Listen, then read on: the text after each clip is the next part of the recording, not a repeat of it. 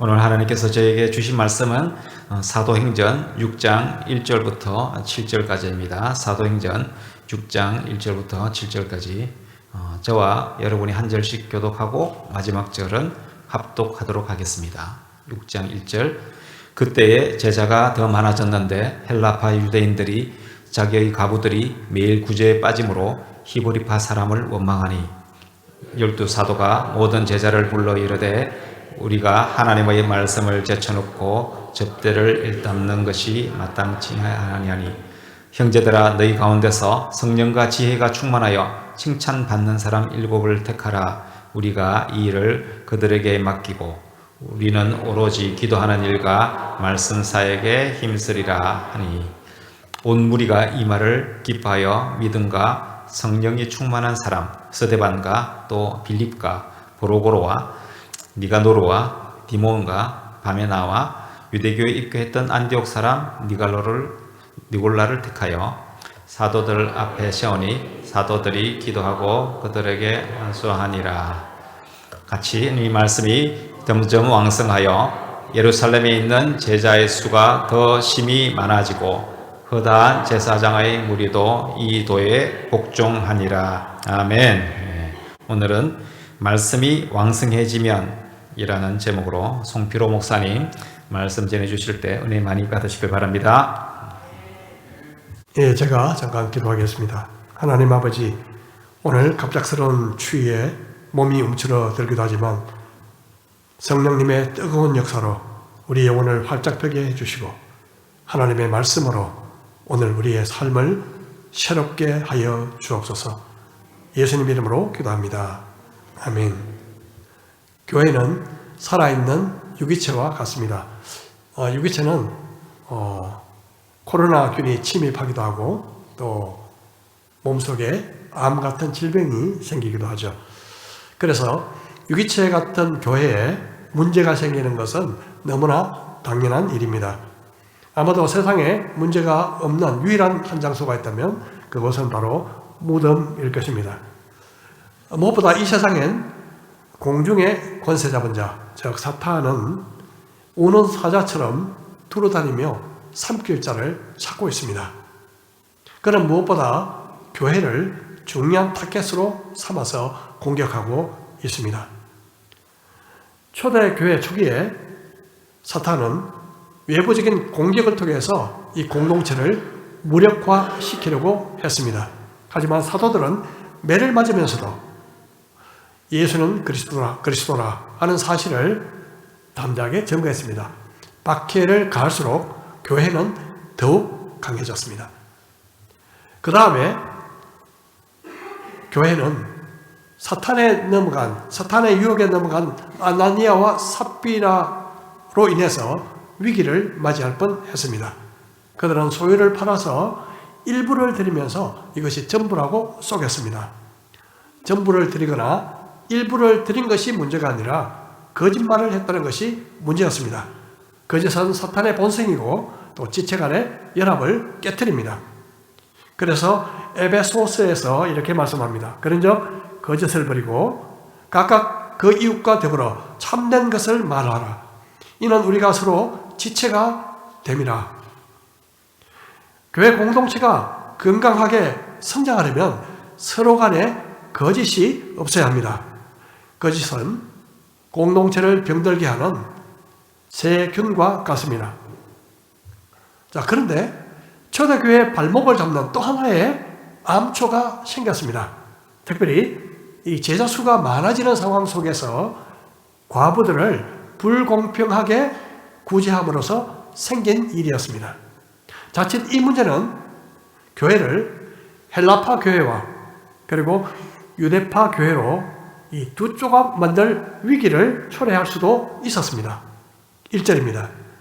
그때 제자가 더 많아졌는데 헬라파 유대인들이 자기의 과거들이 매일의 구제에 빠짐으로 히브리파 사람을 원망하니 당시에 교회에 들어왔던 유대인들은 두 부류가 있었습니다. 하나는 히브리파 유대인이었고 다른 하나는 헬라파 유대인들이었습니다. 이때까지만 해도 이방인들은 아직 교회 안에 들어가지 못했습니다. 성도들은 모두 유대인들이었던 것이죠. 이 중에 히브리파 유대인은 아람어를 사용했고 예배는 히브리어로 진행되는 회당에 참여하고 있었습니다. 그들은 애초부터 이 팔레스타인 지방에 살아가던 사람이었죠. 반면에 헬라파는 일상적으로 헬라어를 사용했고 헬라어로 진행되는 예배에 참여했을 것이며 그들은 원래 지중해 연안에 흩어져 살던 디아스포라였는데 예루살렘의 살구에서 들어온 사람들이었습니다. 자, 그들 간에는 같은 유대인들이었지만 엄연한 문화적인 차이, 정서적인 차이가 존재했습니다. 보통 외국에서 오래 살다 오신 교포나 아니면 거기서 태어난 2세 같은 경우 한국에 오랜만에 들어오면 문화적인 충격을 받게 되죠. 특별히 부산에 오신 분들은 난폭한 운전자들 때문에 적지 않은 충격을 받는다고 합니다. 우리야 여기 오래 살다 보니 마치 정상적인 것처럼 느껴지지만 말입니다.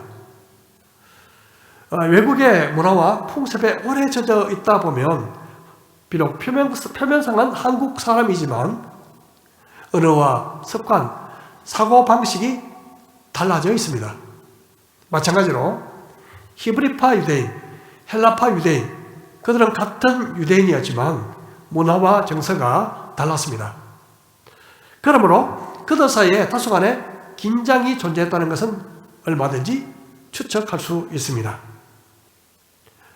그리고 예수님 당시에 과부들이 살아가기는 굉장히 어려웠습니다. 요사이처럼 여성들이 일할 수 있는 여건이 제한되어 있지도 않았고 또 가족이나 친척 없이는 과부가 살아가기가 정말 어려운 시대였습니다. 따라서 초대교회뿐만 아니라 초기 고대 유대 사회에서는 이 과부들을 돕는 일을 굉장히 중요시했습니다. 그러므로 야고보서는 이렇게 말합니다. 하나님 아버지 앞에서 정결하고 더러움이 없는 경건은 곧 고아와 과부를 그 환난 중에 돌보고 또 자기를 지켜 세속에 물들지 아니하는 그것이니라.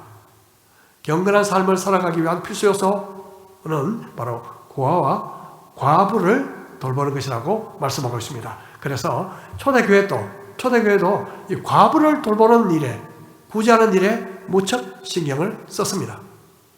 그런데 이 과정 중에서, 구제하는 과정 중에서 유대파 과부들에 비해 헬라파 과부들이 소홀하게 대접받는 일이 생긴 것입니다. 당연히 불평이 생겼겠죠.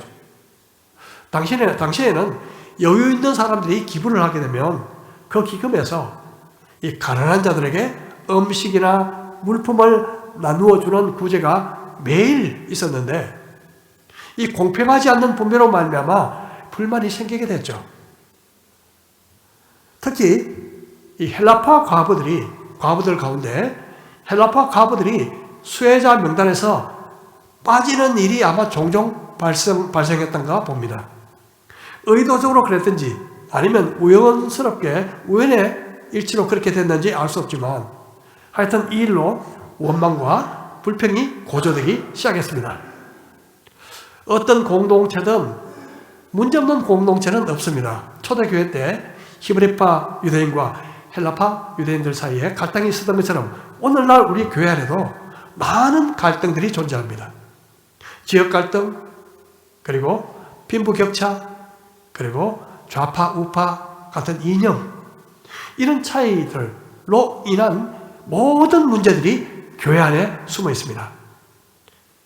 그럼에도 불구하고 성숙한 교회는 문제가 없는 교회가 아니라 성숙한 태도로 문제를 해결해 나가는 교회가 바로 성숙한 교회인 것입니다.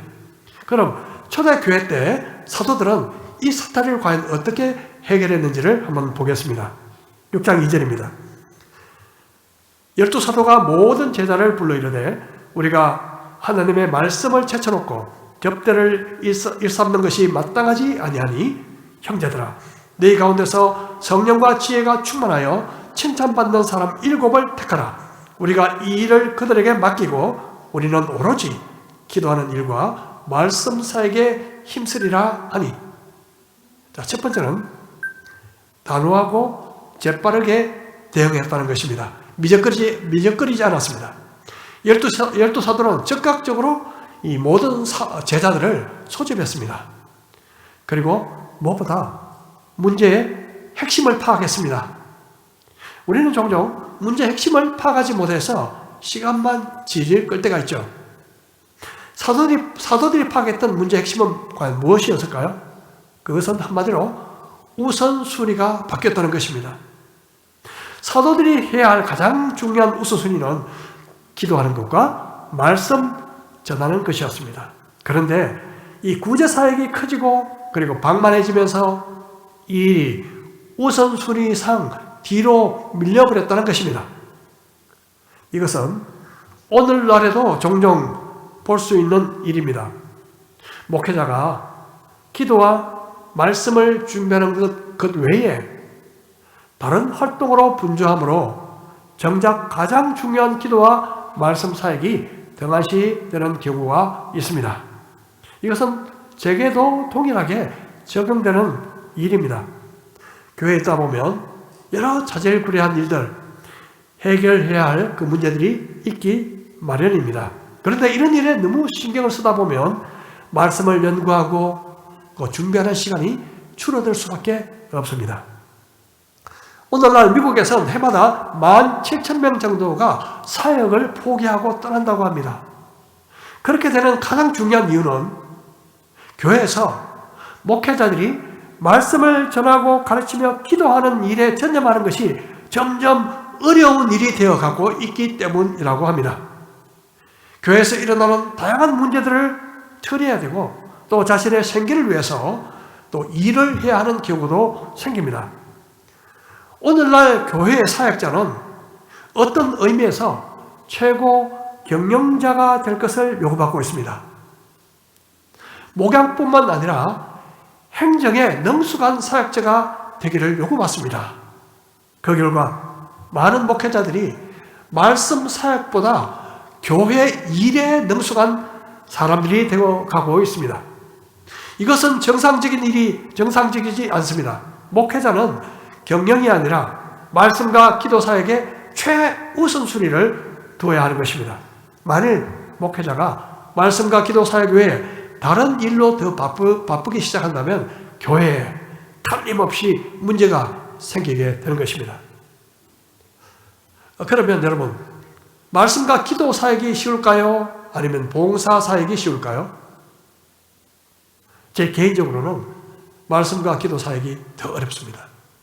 봉사 사역은 한마디로 대부분 몸으로 때우면 되는 일이 많지만 이 말씀과 기도 사역은 전혀 그렇지 않습니다. 하나님 앞에서 끈질기게 앉아 있어야 가능한 일입니다.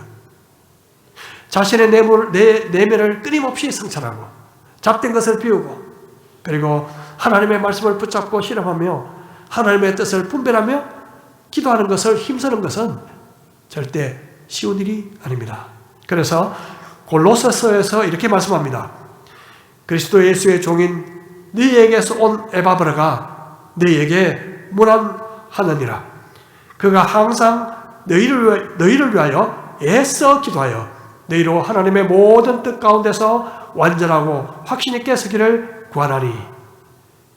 여기서 애써라는 단어는 헬라어로 아고니조마이라는 단어인데요. 영어로 fight, 싸운다는 의미가 있습니다. 그래서 애써 기도하여 할 때 이 애써라는 단어를 킹 제임스 성경에서는 laboring fervently, 열렬히 수고한다. NIV에서는 wrestling, 씨름한다. 이렇게 번역하고 있습니다. 에바브로는 골로새 성도들을 위해서 마치 군인이 전쟁터에서 싸우듯이 씨름 선수가 씨름하듯이 애써 기도하고 있다고 바울은 기록하고 있습니다. 저도 매일 아침 새벽마다 우리 성도님 한 분 한 분 이름을 부르며 기도하는 시간은 마치 씨름하는 것처럼 느껴질 때가 있습니다. 때로는 쉬고 싶은 때가 있을 정도로 힘들게 느껴집니다.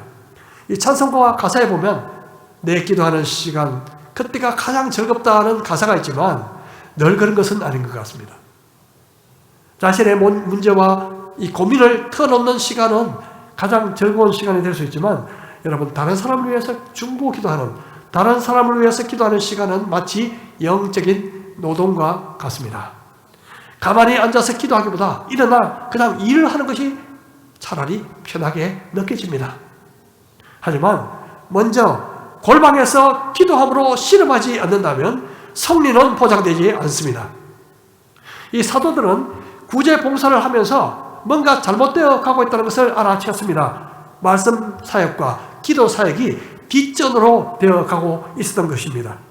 봉사 사역도 중요하고 그리고 꼭 필요한 사역이겠지만 이것 때문에 말씀과 기도 사역이 소홀하게 된다면 교회는 생명력을 잃고 침몰하게 될 것입니다. 사실 말씀 사역과 봉사 사역, 이 모두가 하나님의 백성을 섬기는 사역입니다. 둘 다 중요합니다. 하지만 이 두 사역은 사역의 형태가 서로 다르고 또 서로 다른 은사와 부르심을 요구합니다. 문제를 해결하기 위해 사도들은 모든 제자들을 소집한 뒤에 다음에 구제 사역을 위임할 사람들을 뽑았습니다. 그 구제 사역을 담당할 책임 맡을 사람들의 차지는 성령과 지혜가 충만한 사람이어야 했습니다. 무엇보다 성령의 인도하심에 민감할 뿐만 아니라 또한 행정적인 일을 처리할 수 있는 은사가 있는 사람이었다 하는 뜻입니다. 특별히 행정의 은사에 앞서서 성령 충만한 자질을 앞세운 것은 아주 중요합니다. 우리가 교회 일을 하기 위해서 먼저 우선순위가 되어야 될 것은 성령에 민감한 것입니다. 이런 이들은 교회 안에서 봉사의 직무를 감당하기가 합당한 사람들이었습니다. 여러분, 다시 강조하지만 봉사 사역이 말씀 사역보다 열등하다는 뜻은 아닙니다. 이것은 우선순위의 문제입니다. 우리가 살다 보면 늘 이 현실적으로 우선순위의 문제가 생깁니다. 여러분, 우선순위의 문제를 풀 수 있는 방법이 뭘까요? 그것은 무엇이 중요한 것이고 무엇이 긴급한 일인가를 가려내는 것입니다. 중요한 일과 긴급한 일은 어떻게 구별할 수 있을까요? 중요한 일은 늘 목표와 연관이 됩니다. 긴급한 일은 늘 시간과 연관이 됩니다. 예를 든다면 복음 전하는 일은 나의 목표와 연관이 있습니다. 그러므로 중요한 일입니다. 그런데 갑자기 아이가 아프다. 열이 40도를 넘어간다. 이것은 시간적으로 긴급한 필요가 있는 일입니다. 이럴 때는 아이를 먼저 병원에 데리고 가는 것이 우선이죠. 그런데 때로는 긴급하게 보이지만 시간을 미루어도 아무 문제가 되지 않는 일들이 너무나 많습니다. 예를 들어 필요한 물품을 사거나 어떤 사람들을 만나거나 하는 일들, 이것을 급하게 결정할 필요가 없을 때가 많죠. 그런데 많은 사람들은 중요한 일보다 긴급한 일에 끌려 매일매일을 살아가고 있을 때가 많습니다. 이 사도들의 우선순위는 말씀과 기도 사역이었습니다. 시간보다 목표와 더 연관되는 일이었기 때문에 그렇죠.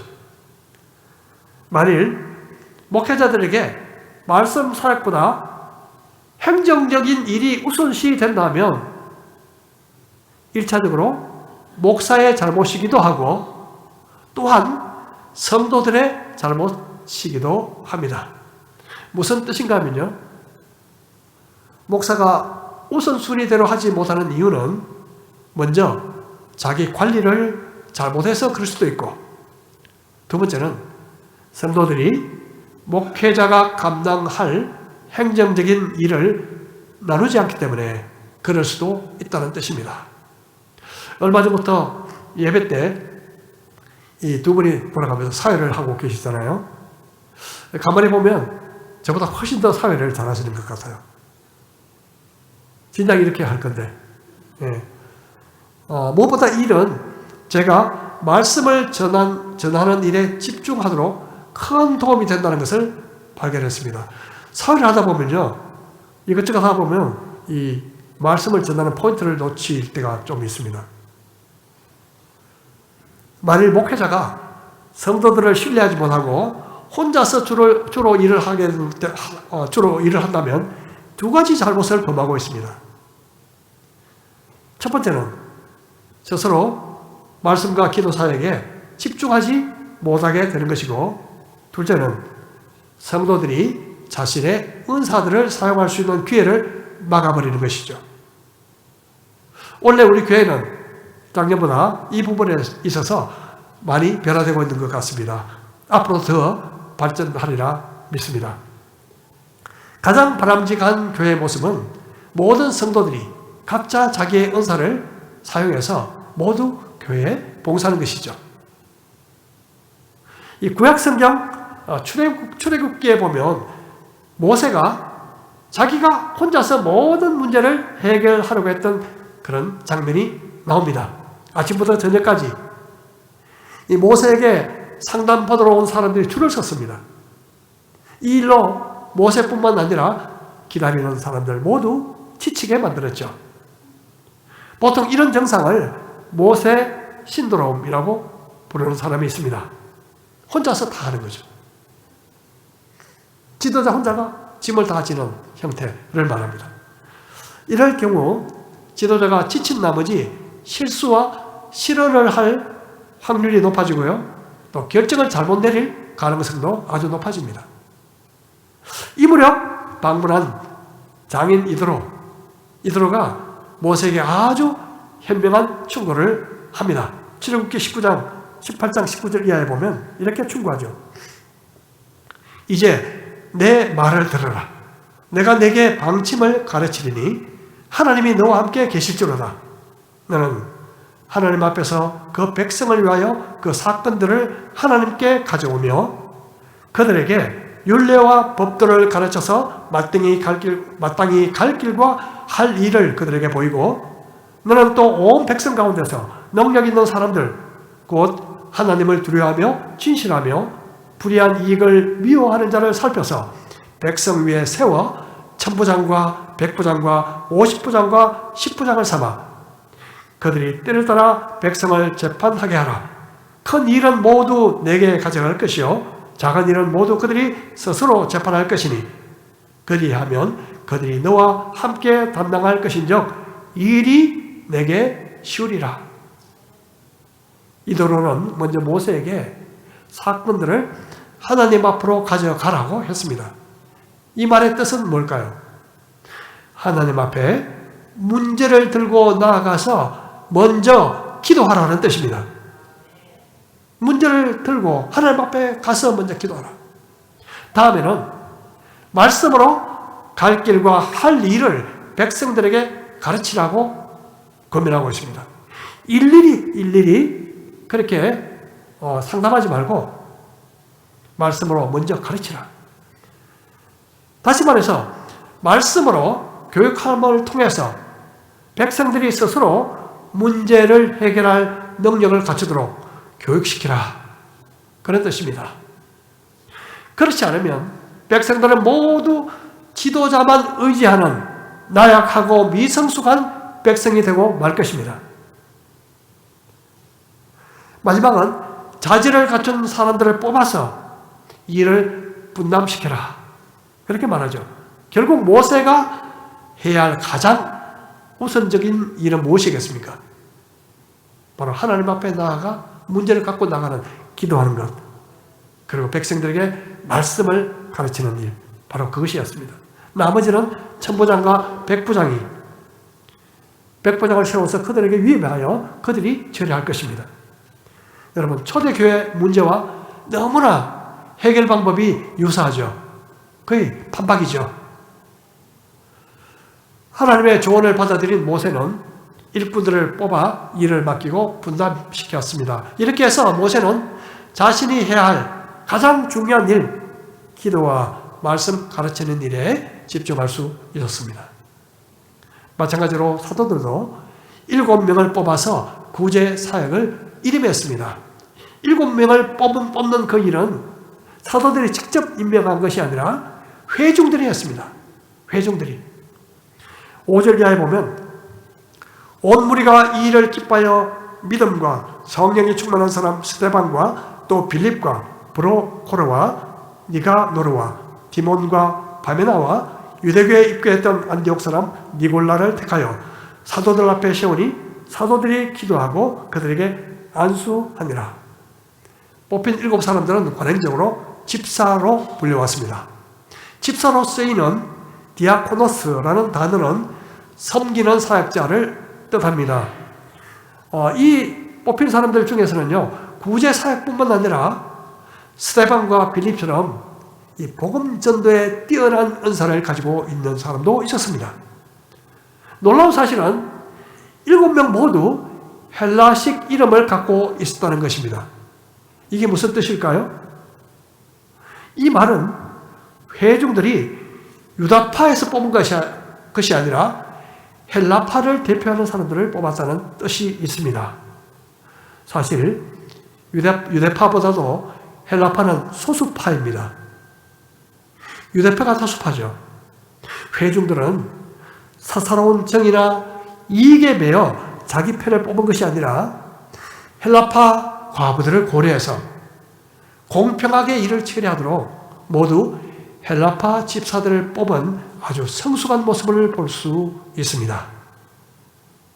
이제 초대교회는 더 큰 문제로 비화할 수 있는 이 분쟁거리를 지혜롭게 극복하고 전화위복의 기회로 만들어냈습니다. 여러분, 그 결과 어떻게 됐을까요? 하나님의 말씀이 더 왕성해지는 역사가 일어났습니다. 이제 마지막 절입니다. 하나님의 말씀이 점점 왕성하여 예루살렘에 있는 제자의 수가 더 심히 많아지고 허다한 제사장의 무리도 이 도에 복종하니라. 사도들의 사역 분담의 결과로 하나님의 말씀이 더 왕성해졌습니다. 왜요? 사도들이 말씀 사역에 집중했기 때문에 그렇습니다. 결과적으로 제자들이 더 많아졌고 심지어 수많은 제사장들이 주님 앞에 돌아오는 역사가 일어났습니다. 여러분, 제사장들은 성전에서 소속되어 섬기는 사역자들입니다. 성전에 소속된 사역자죠. 당시 18,000명 정도 되는 제사장들과 레위인들이 있었다고 추정이 됩니다. 이제 참된 성전 되시는 예수님께서 이 땅에 오심으로 눈에 보이는 성전의 의미는 이제 사라졌습니다. 왜냐하면 구약의 성전의 그 중심은 날마다 드리는 제사인데 예수님께서 우리를 위해서 속죄의 제물이 되셔서 단 한 번으로 영원한 속죄를 드리심으로 제사 제도를 완성하셨기 때문에 그렇습니다. 따라서 이제부터 구약의 제사와 질서를 계속 고집하며 성전을 가장 중요시하는 유대인들과 새로운 변화와 질서를 따라서 우리 몸이 성전이라고 믿는 기독교인들 사이에 첨예한 갈등이 그리고 긴장이 생길 수밖에 없었습니다. 특별히 제사장들의 이탈은 종교 지도자들에게 심각한 위협이 되었음이 틀림없습니다. 이 팽팽한 긴장은 바로 다음번에 바로 이어서 나오는 스데반 순교 사건에서 드디어 폭발하게 되죠. 자, 이제 결론을 내릴 시간입니다. 하나님의 말씀을 제쳐놓고 접대를 일삼는 것이 좋지 않다고 한 것처럼 말씀 사역은 교회의 가장 중심되는 사역이 되어야 합니다. 이것이 매주일 오후에 성경 공부를 이어가는 이유이기도 합니다. 교회의 모든 사역은요, 말씀 사역에서 출발하여 다른 사역으로 이어져야 하는 것이죠. 말씀 사역이 무너지면 교회는 일반 사회의 조직체와 다를 바가 하나도 없어집니다. 교회를 교회로 지탱시키는 것은 하나님의 말씀인 것입니다. 여러분, 말씀의 최우선을 두는 삶은 목회자에게만 해당되는 것일까요? 그렇습니까? 그렇지 않습니다. 우리 각자에게 다 해당되는 원리입니다. 만일 성경 말씀을 가까이 하는 일에 매일매일 우선순위를 두지 않는다면 저와 여러분의 영적인 삶은 마치 머리 깎인 삼손처럼 되고 말 것입니다. 믿지 않는 자와 구별이 되지 않고 영적인 영향력을 잃어버린 마지는 소금처럼 되고 말 것이라는 뜻입니다. 그러므로 날마다 하나님의 말씀을 읽고 묵상하는 그 삶이 우리의 삶 속에 최고 우선순위가 되어야 하는 것입니다. 지난번 제가 한번 강조했지만 우리 모두 말씀을 가르치는 사람이 되든지 말씀을 배우는 사람이 되어야 하는 것입니다. 저는 우리 모든 성도들이 말씀을 가르치는 사역자로 성숙하기를 간절히 원합니다. 가장 잘 배우는 방법은 누군가를 가르치는 것입니다. 가르치면서 배우는 것이 훨씬 많기 때문입니다. 여러분, 그리고 무엇보다 말씀 사역은 기도 사역과 병행되어야 합니다. 사도들이 그렇게 말했죠. 오로지 기도하는 일과 말씀 사역에 힘쓰리라. 말씀 사역과 기도는요, 도무지 서로 분리할 수 없습니다. 기도 사역은 말씀 사역의 일부가 되어야 합니다. 늘 같이 붙어 있어야 합니다. 왜냐하면 기도 사역은 말씀 사역을 통해서 열매 맺게 하는 가장 본질적인 사역이기 때문에 그렇습니다. 여러분, 말씀 사역만 하고 기도하지 않으면 열매를 맺지 못합니다. 어떻게 보면 사역자들에게 이 말씀 사역보다 힘든 것이 기도입니다. 기도는 하나님 앞에서 홀로 있는 사역이고요. 내가 앞장서는 것이 아니라 하나님 뒤편에 물러나 하나님의 결정과 처분에 굴복하는 수동적인 사역입니다. 그래서 굉장히 힘듭니다. 어렵습니다. 하지만 하나님과 홀로 있는 시간이야말로 말씀 사역을 능력 있게 하는 비결이기에 저 역시 이 남은 12월 그리고 내년에도 기도에 힘쓰겠노라고 다시 한번 다짐해 봅니다. 이제 저물어가는 23년, 얼마 남지 않는 12월 동안 여기에 계신 모든 한 분 한 분이 빠짐없이 말씀과 기도에 우선순위를 두는 그 삶을 회복하고 살아감으로 말미암아 저와 여러분의 삶 속에 말씀이 왕성해지는 그런 축복을 누리시기를 축복합니다. 그리고 교회 일을 함께 나누고 함께 동행하고 함께 사역에 동참함으로 말미암아 아름답게 동행하는 또 2024년 내년 한 해가 되기를 주님의 이름으로 축복합니다. 우리 말씀을 생각하며 우리 각자 잠시 기도하시겠습니다.